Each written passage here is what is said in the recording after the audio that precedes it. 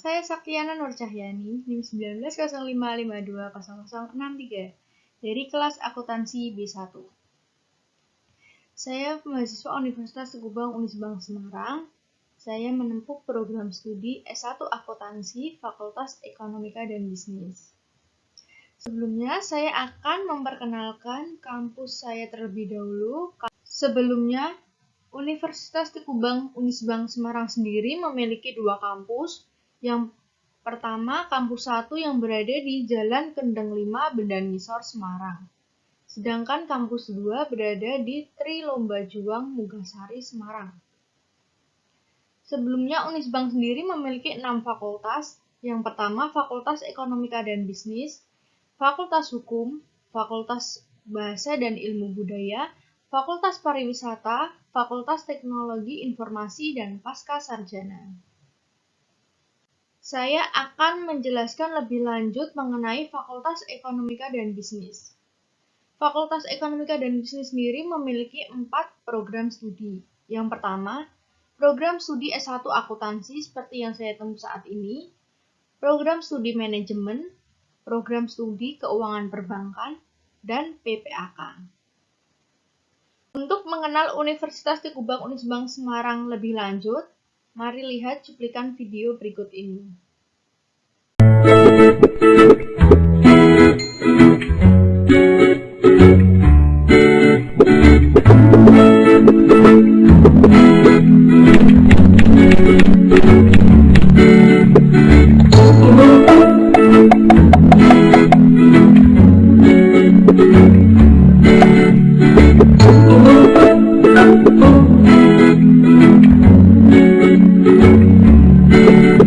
Universitas Teguh Bang Unisbank Semarang eksis sejak 1968. Semua program studi terakreditasi.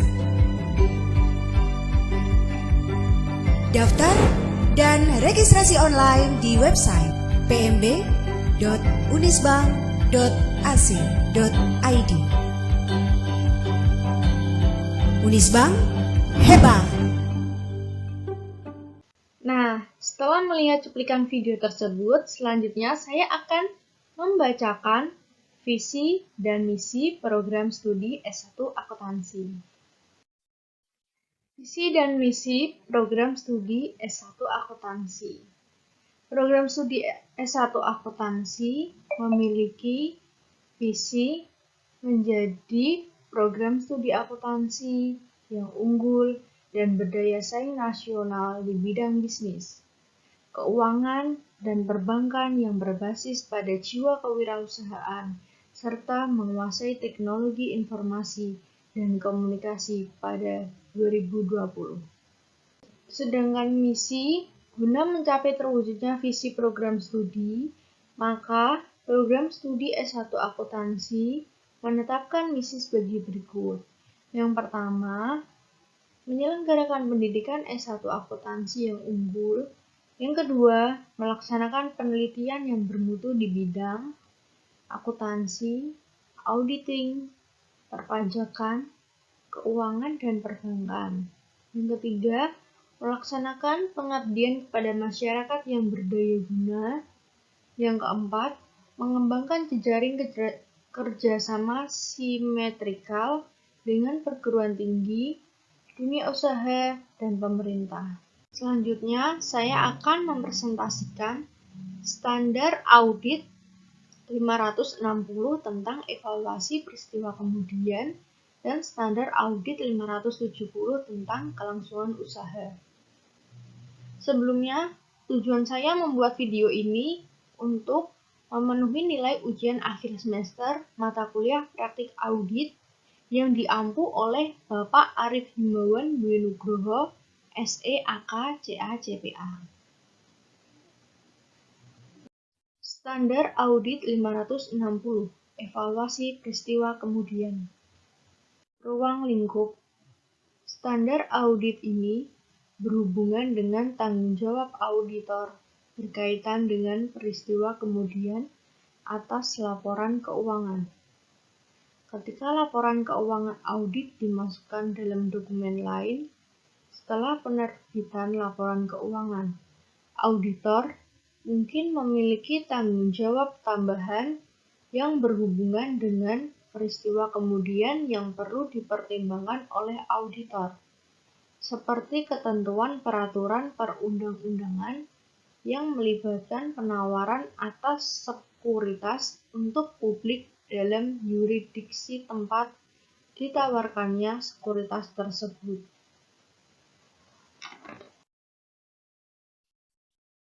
Peristiwa kemudian. Laporan keuangan mungkin dipengaruhi oleh peristiwa tertentu yang terjadi setelah tanggal laporan keuangan. Banyak kerangka laporan keuangan secara khusus merujuk pada peristiwa tersebut. Biasanya mengidentifikasi dua jenis peristiwa. Yang pertama, peristiwa yang menyediakan bukti tentang kondisi yang ada pada tanggal pelaporan keuangan, dan peristiwa yang menyediakan kondisi tentang kondisi yang terjadi setelah tanggal laporan keuangan. Standar Audit 700 menjelaskan bahwa tanggal laporan auditor menginformasikan kepada pembaca bahwa auditor telah mempertimbangkan pengaruh atas peristiwa dan transaksi yang diketahui oleh auditor dan yang terjadi sampai pada tanggal tersebut. Peristiwa yang menyediakan bukti tentang kondisi yang ada pada tanggal laporan keuangan. Tanggal efektivitas.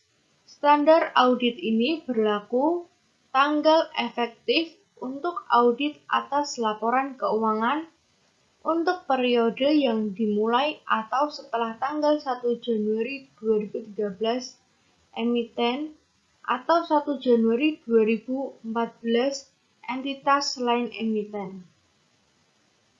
Penerapan dini dianjurkan untuk entitas. Tujuan auditor: memperoleh bukti audit yang cukup dan tepat tentang apakah peristiwa yang terjadi antara tanggal laporan keuangan dan tanggal laporan auditor yang mengharuskan penyesuaian atau pengungkapan dalam laporan keuangan.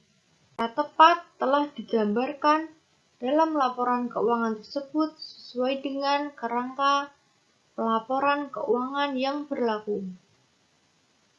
Yang kedua, merespon secara tepat fakta yang diketahui oleh auditor setelah tanggal pelaporan auditor, yang mana jika diketahui auditor pada tanggal tersebut, kemungkinan menyebabkan auditor mengubah laporan auditnya. Selanjutnya, definisi. Definisi sendiri dibagi menjadi 5. Yang pertama, tanggal laporan keuangan. Yang kedua, tanggal pengesahan laporan keuangan. Yang ketiga, tanggal diterbitkannya laporan keuangan. Yang keempat, tanggal laporan auditor. Yang kelima, peristiwa kemudian. Tanggal laporan keuangan merupakan tanggal akhir dari periode terakhir yang dicakup oleh laporan keuangan. Tanggal pengesahan laporan keuangan merupakan tanggal yang pada saat itu semua laporan yang membentuk laporan keuangan, termasuk catatan atas laporan keuangan yang bersangkutan, telah disusun dan pihak yang berwenang telah menyatakan bertanggung jawab atas laporan keuangan tersebut. Yang ketiga, tanggal diterbitkannya laporan keuangan. Tanggal diterbitkannya laporan keuangan merupakan tanggal yang dicantumkan oleh auditor dalam laporannya atas laporan keuangan berdasarkan Standar Audit 700. Yang keempat, tanggal laporan auditor. Tanggal laporan auditor merupakan tanggal tersedianya laporan auditor dan laporan keuangan auditan bagi pihak ketiga. Yang terakhir, peristiwa kemudian. Peristiwa kemudian merupakan peristiwa yang terjadi di antara tanggal laporan keuangan dan tanggal laporan auditor, dan fakta yang diketahui oleh auditor serta tanggal ketentuan audit. Peristiwa yang terjadi antara tanggal laporan keuangan dan tanggal laporan auditor. Yang pertama, auditor harus melaksanakan prosedur audit yang dirancang untuk memperoleh bukti audit yang cukup dan tepat. Yang kedua, auditor harus melakukan prosedur yang diisyaratkan sehingga prosedur tersebut. Yang ketiga, auditor mengidentifikasi peristiwa yang mengharuskan penyesuaian atau pengungkapan dalam laporan keuangan. Auditor harus menentukan apakah setiap peristiwa tersebut telah digambarkan dalam laporan keuangan secara tepat dan sesuai dengan kerangka pelaporan keuangan yang berlaku. Fakta yang diketahui oleh auditor setelah tanggal laporan auditor namun sebelum tanggal keuangan diterbitkan. Yang pertama, auditor tidak memiliki kewajiban untuk melakukan prosedur audit atas laporan keuangan setelah tanggal laporan auditor.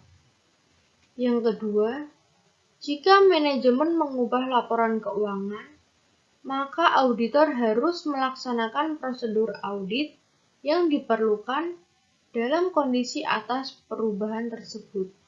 Yang ketiga, bila mana peraturan perundang-undangan atau kerangka pelaporan keuangan tidak melarang manajemen untuk membatasi perubahan atas laporan keuangan yang disebabkan oleh pengaruh peristiwa kemudian atau peristiwa yang menyebabkan perubahan, dan pihak yang bertanggung jawab untuk menyetujui laporan keuangan tidak dilarang untuk membatasi persetujuan terhadap perubahan yang bersangkutan.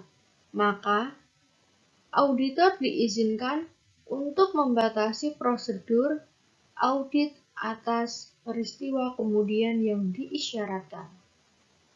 Yang keempat, dalam beberapa yurisdiksi, manajemen mungkin tidak diisyaratkan oleh peraturan perundang-undang atau kerangka pelaporan keuangan untuk menerbitkan laporan yang diubah. Oleh karena itu, auditor tidak perlu menyediakan suatu laporan auditor yang diubah. Selanjutnya, fakta yang diketahui oleh auditor setelah laporan keuangan diterbitkan. Yang pertama, auditor tidak memiliki kewajiban untuk melakukan prosedur audit atas laporan keuangan tersebut. Jika manajemen mengubah laporan keuangan, maka auditor harus melaksanakan prosedur audit yang diperlukan dalam kondisi atas perubahan tersebut. Yang ketiga, auditor harus memasukkan dalam laporan auditor baru atau yang diubah. Yang keempat, jika manajemen tidak mengambil langkah-langkah yang diperlukan untuk memastikan bahwa setiap pihak yang menerima laporan keuangan yang diterbitkan sebelumnya sudah diberitahu tentang situasi tersebut dan tidak mengubah laporan keuangan dalam kondisi yang auditor yakin bahwa laporan keuangan tersebut perlu diubah. Selanjutnya, saya akan membahas materi yang kedua, yaitu standar audit 570 tentang kelangsungan usaha. Ruang lingkup. Standar audit ini mengatur tanggung jawab auditor dalam audit atas laporan keuangan yang berkaitan dengan penggunaan asumsi kelangsungan usaha oleh manajemen dalam penyusunan laporan keuangan. Asumsi kelangsungan usaha. Berdasarkan asumsi kelangsungan usaha, suatu entitas dipandang bertahan dalam bisnis untuk masa depan yang bisa diprediksi. Yang kedua, laporan keuangan bertujuan umum disusun atas basis kelangsungan usaha, kecuali manajemen bermaksud untuk melikuidasi entitas atau menghentikan operasinya. Yang ketiga, ketika penggunaan asumsi kelangsungan usaha tidak tepat, aset dan liabilitas dicatat atas dasar entitas akan mampu untuk merealisasikan asetnya dan melunasi liabilitasnya dalam kegiatan normal bisnisnya. Yang keempat, pertimbangan spesifik atas selanjutnya, tanggung jawab penilaian atas kemampuan entitas untuk mempertahankan kelangsungan usahanya. Beberapa kerangka pelaporan keuangan mengandung suatu ketentuan eksplisit bagi manajemen untuk membuat suatu penilaian spesifik atas kemampuan entitas untuk mempertahankan kelangsungan usahanya, serta standar tentang hal-hal yang dipertimbangkan dan pengungkapan yang akan dibuat dalam hubungannya dengan kelangsungan usaha. Yang kedua, dalam kerangka pelaporan keuangan lain, kemungkinan tidak terdapat ketentuan eksplisit bagi manajemen untuk membuat suatu penilaian spesifik tentang kemampuan entitas dalam mempertahankan kelangsungan usahanya. Yang ketiga, penilaian manajemen atas kemampuan entitas untuk mempertahankan kelangsungan usahanya melibatkan suatu pertimbangan pada suatu waktu tertentu.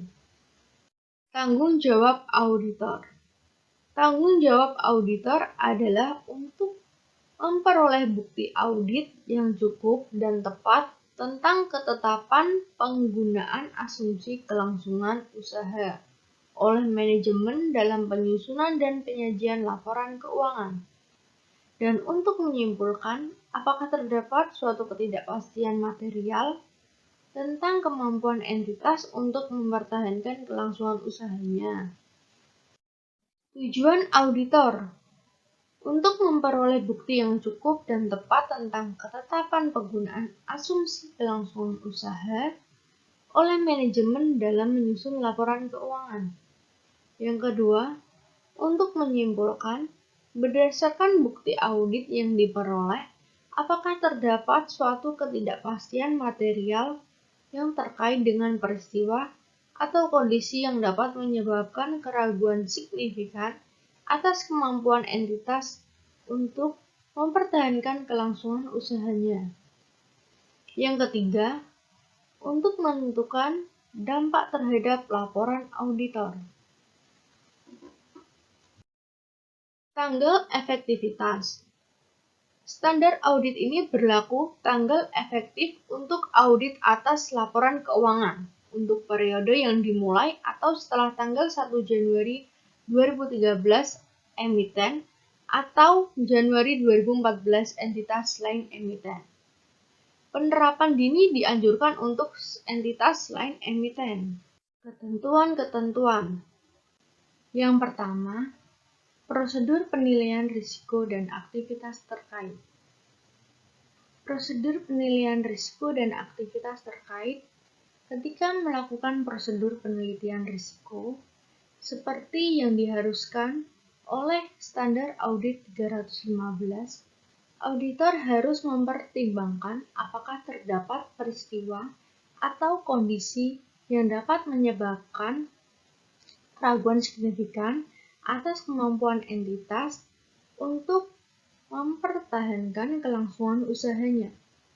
Dalam melakukan hal tersebut, auditor harus menentukan apakah manajemen telah melakukan sesuatu penilaian awal atas kemampuan entitas untuk mempertahankan kelangsungan usahanya, dan jika penilaian tersebut telah dilakukan, maka auditor harus mendiskusikan penilaian tersebut dengan manajemen dan menentukan apakah manajemen telah mengidentifikasi peristiwa atau kondisi yang baik secara individual maupun secara kolektif dapat menyebabkan keraguan signifikan atas kemampuan entitas dalam mempertahankan kelangsungan usahanya. Dan jika demikian, rencana tersebut manajemen untuk menghadapinya, atau jika penilaian tersebut belum dilakukan, maka auditor harus mendiskusikan dengan manajemen berbasis penggunaan asumsi kelangsungan usaha yang dimaksud dan meminta keterangan kepada manajemen apakah terdapat peristiwa atau kondisi yang baik secara individual atau secara kolektif dapat menyebabkan keraguan signifikan atas kemampuan entitas untuk mempertahankan kelangsungan usahanya. Pengevaluasian atas penilaian manajemen. Auditor harus mengevaluasi penelitian atas kemampuan entitas untuk mempertahankan kelangsungan usahanya. Dalam mengevaluasi penilaian manajemen atas kemampuan entitas untuk mempertahankan kelangsungan usahanya, auditor harus mencangkup periode yang sama seperti yang digunakan oleh manajemen untuk membuat penilaiannya, seperti yang diisyaratkan oleh kerangka pelaporan keuangan yang berlaku, atau oleh peraturan perundang-undangan jika periode yang dicakup merupakan suatu periode yang lebih lama. Jika penilaian manajemen atas kemampuan entitas untuk mempertahankan kelangsungan usahanya mencangkup satu periode yang kurang dari 12 bulan dari tanggal laporan keuangan sebagaimana yang didefinisikan dalam standar audit 560. Maka, auditor harus meminta manajemen untuk memperluas periode penilaiannya menjadi sekurang-kurangnya 12 bulan dari tanggal tersebut. Yang kedua, dalam mengevaluasi penilaian manajemen, maka auditor harus mempertimbangkan apakah penilaian manajemen mencangkup seluruh informasi relevan yang diketahui oleh auditor berdasarkan hasil audit yang dilakukan. Yang ketiga, periode setelah penilaian manajemen. Auditor harus menyatakan kepada manajemen tentang pengetahuan manajemen atas peristiwa atau kondisi setelah periode penilaian manajemen yang dapat menyebabkan keraguan signifikan atas kemampuan entitas untuk mempertahankan kelangsungan usahanya. Yang keempat, prosedur audit tambahan ketika peristiwa atau kondisi teridentifikasi. Ketika peristiwa atau kondisi telah diidentifikasi yang dapat menyebabkan keraguan signifikan atas kemampuan entitas untuk mempertahankan kelangsungan usahanya, auditor harus memperoleh bukti audit yang cukup dan tepat untuk menentukan apakah terdapat suatu ketidakpastian material melalui pelaksanaan prosedur audit tambahan, termasuk pertimbangan atas faktor-faktor yang memitigasi prosedur tersebut harus mencakup. Yang pertama, jika manajemen belum melakukan suatu penilaian atas kemampuan entitas untuk mempertahankan kelangsungan usahanya, maka auditor meminta manajemen untuk melakukan penilaian tersebut. Yang kedua, mengevaluasi rencana manajemen atas tindakan di masa depan yang berkaitan dengan tersebut. Kelangsungan usaha entitas. Apakah hasil rencana tersebut mungkin memperbaiki situasi, dan apakah rencana manajemen layak dilaksanakan sesuai dengan kondisinya? Yang ketiga, jika entitas telah membuat suatu parkiran arus kas dan analisis atas parkiran tersebut merupakan satu faktor yang signifikan dalam mempertimbangkan hasil masa depan dari peristiwa atau kondisi dalam mengevaluasi rencana manajemen atas tindakan di masa depan, maka auditor mengevaluasi keandalan data yang melandasi penyusunan parkiran tersebut dan menentukan apakah terdapat dukungan yang cukup untuk asumsi yang melandasi parkiran tersebut. Mempertimbangkan apakah setiap fakta atau informasi tambahan telah tersedia sejak tanggal dilakukannya penelitian tersebut oleh manajemen. Meminta representasi tertulis dari manajemen dan jika relevan, pihak yang bertanggung jawab atas tata kelola tentang rencana mereka untuk tindakan di masa depan dan kelayakan rencana tersebut. Yang kelima, kesimpulan audit dan pelaporan. Kesimpulan audit dan pelaporan berdasarkan bukti audit yang diperoleh. Auditor harus menyimpulkan apakah menurut pertimbangan auditor terdapat suatu ketidakpastian material yang terkait dengan peristiwa atau kondisi yang baik secara individual maupun kolektif, dapat menyebabkan keraguan signifikan atas kemampuan entitas dalam mempertahankan kelangsungan usahanya. Suatu ketidakpastian material terjadi ketika signifikan dampak potensialnya dan kemungkinan terjadi adalah sedemikian rupa yang menurut pertimbangan auditor. Pengungkapan yang tepat atas sifat dan implikasi ketidakpastian tersebut diperlukan untuk yang pertama, dalam hal kerangka penyajian laporan keuangan wajar, penyajian yang wajar atas laporan keuangan, atau dalam hal kerangka kepatuhan, laporan keuangan tidak menyesatkan. Yang keenam, penggunaan asumsi kelangsungan usaha sudah tepat tetapi terdapat suatu ketidakpastian material. Jika audit menyimpulkan bahwa penggunaan asumsi kelangsungan usaha sudah tepat sesuai dengan kondisinya, tetapi terdapat suatu ketidakpastian material, maka auditor harus menentukan apakah laporan keuangan 1.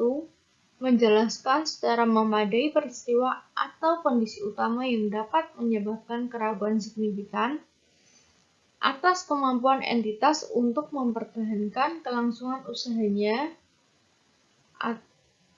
dan merencanakan manajemen untuk menghadapi peristiwa atau kondisi tersebut.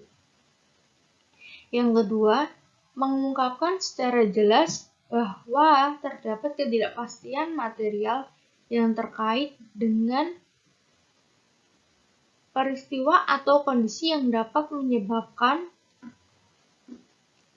kelangsungan usahanya dan oleh karena itu entitas tersebut kemungkinan tidak untuk merealisasikan asetnya dan melunasi liabilitasnya dalam kegiatan bisnis normal.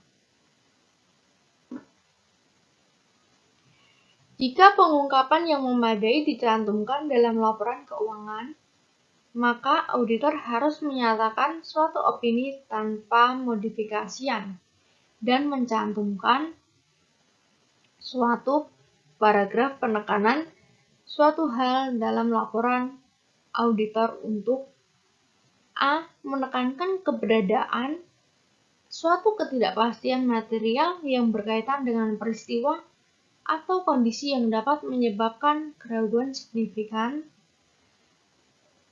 atas kemampuan entitas untuk mempertahankan kelangsungan usahanya dan mengarahkan perhatian pada catatan atas laporan keuangan.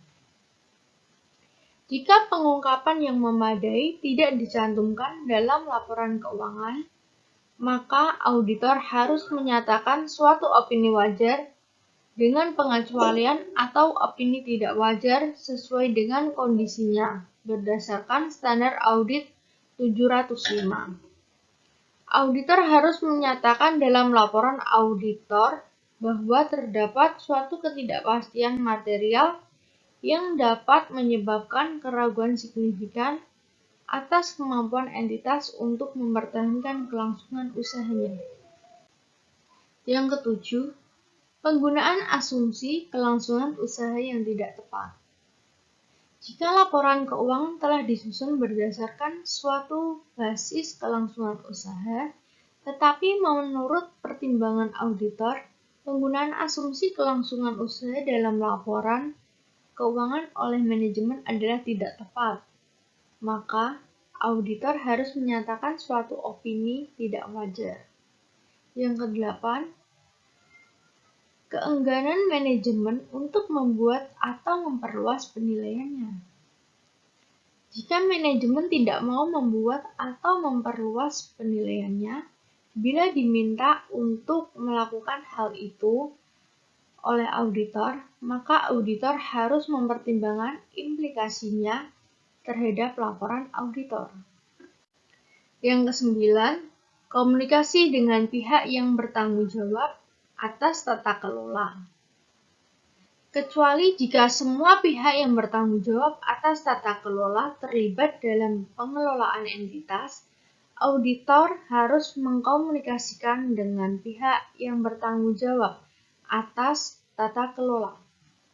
Peristiwa atau kondisi yang mungkin menimbulkan keraguan signifikan terhadap kemampuan entitas dalam mempertahankan kelangsungan usahanya. Komunikasi seperti itu dengan pihak yang bertanggung jawab atas tata kelola harus meliputi hal-hal berikut. Yang pertama, apakah peristiwa atau kondisi merupakan suatu ketidakpastian material? Yang kedua, apakah penggunaan asumsi kelangsungan usaha sudah tepat dalam penyusunan dan penyajian laporan keuangan? Dan yang ketiga, kecukupan pengungkapan terkait dalam laporan keuangan. Yang ke-10, penundaan signifikan dalam persetujuan atas laporan keuangan.